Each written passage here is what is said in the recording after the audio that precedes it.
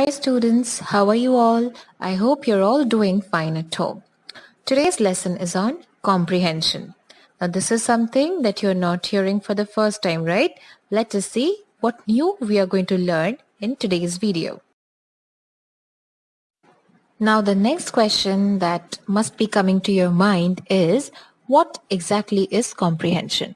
But before you get a deeper understanding of what this word means, it would be better if you practice the spelling of this word, because students of your age make the spelling mistake of this particular word quite often. So in your practice copies, write down this word multiple times so that you don't make any spelling mistakes. The word comprehension comes from the word comprehend, which means to understand or grasp fully or thoroughly. In other words, it means that if you have been given any text, you have to read it thoroughly so that you have a complete understanding of each and every word and each and every sentence that is written there. Now, let us have a look at the 7 golden rules for reading comprehension. Now, why do you think the word golden has been used? It has been used because if you follow these rules, you'll be easily able to solve any comprehension passage that you have been given. The very first rule is to read the passage carefully and thoroughly. Your teachers must have told you many times before in the classrooms that whenever you are starting a new chapter, you need to read it first. You need to be careful and thorough about it. All right? Before you answer any question, before you get into any other type of understanding, it is very much important to read the chapter or the text first. And reading it once is not enough. You have to read it multiple times.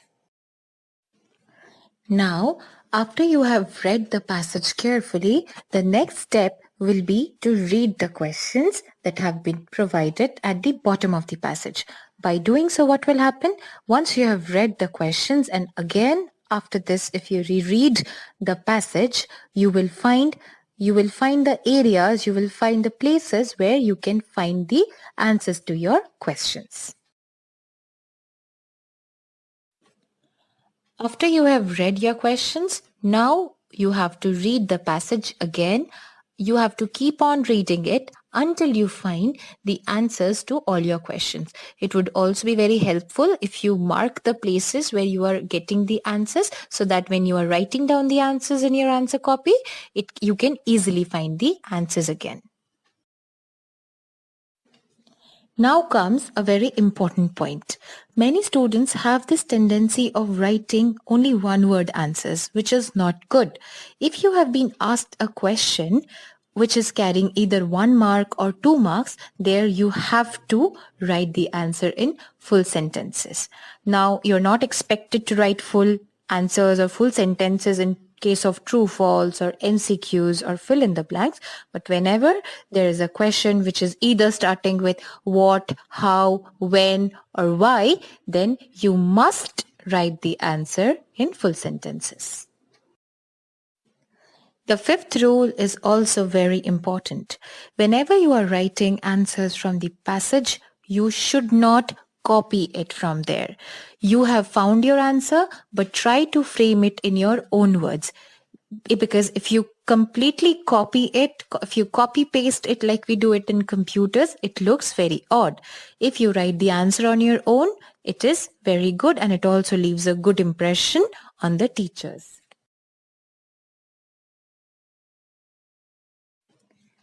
Now last but not the least, this rule is equally important like all the other rules because many students right after they finish doing their comprehension exercise, they rush on to do the next exercise.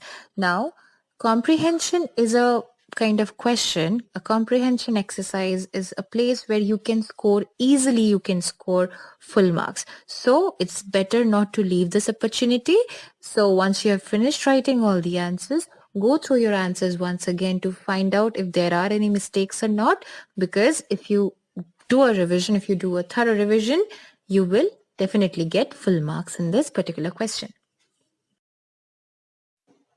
Now that you have gone through all the rules that you need to follow while doing a comprehension, let us have a look at the kind of questions that you may come across when doing a comprehension exercise. The true and false type of questions. Here you will be given one sentence and there will be one dash before that. If the sentence is correct, you have to write true. If the sentence is incorrect or if it is wrong, you will write false in front of it. You will be easily able to do it because you have already gone through the passage. Now, in some cases, you can also write or put a tick in front of the correct one, or you can also put a cross, or you can also write the short forms of true and false, that is T and F. The next type of question is the fill in the blanks question. Now this is going to be very easy for you because you have done this kind of questions many times before in your junior classes. Yes, here you will be given one sentence with a blank in between. Now the answer to this blank will be found in the passage, and if you have already read the passage carefully, it will be very easy for you to find the answer. You will also come across questions where you will be expected to write the answer in either one word or one sentence. As it was said earlier that you always must write your answers in full sentences. Yes, it is true, but there are some exceptional cases. If there is any question which is asking you to write the answer in only one word, in that particular case, you can write the answer in one word. But in all other cases, you must write the answer in full sentences.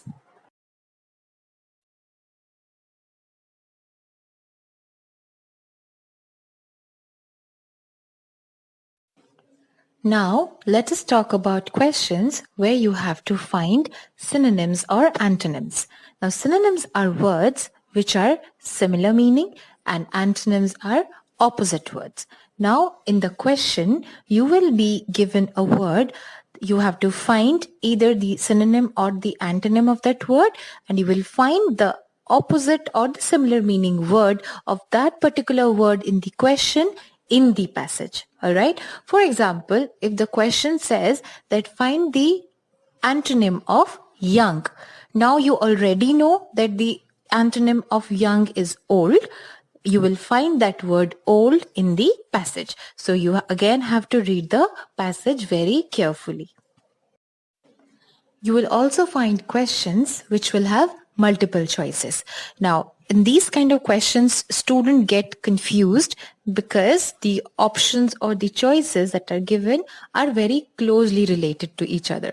So to avoid any kind of confusion, you need to go through the passage very carefully and very minutely. Each question will have either 3 or 4 choices, out of which you have to find out the correct answer. You know what, students? Reading and comprehension are very interconnected with each other.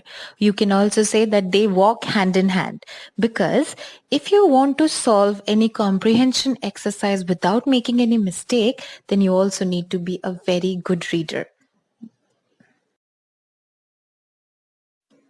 Now, many of you must be thinking that why did ma'am make such a comment?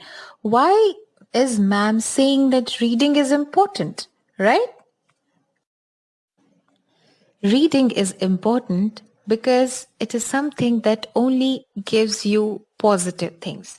You see, there are many things which have both positive and negative sides, right?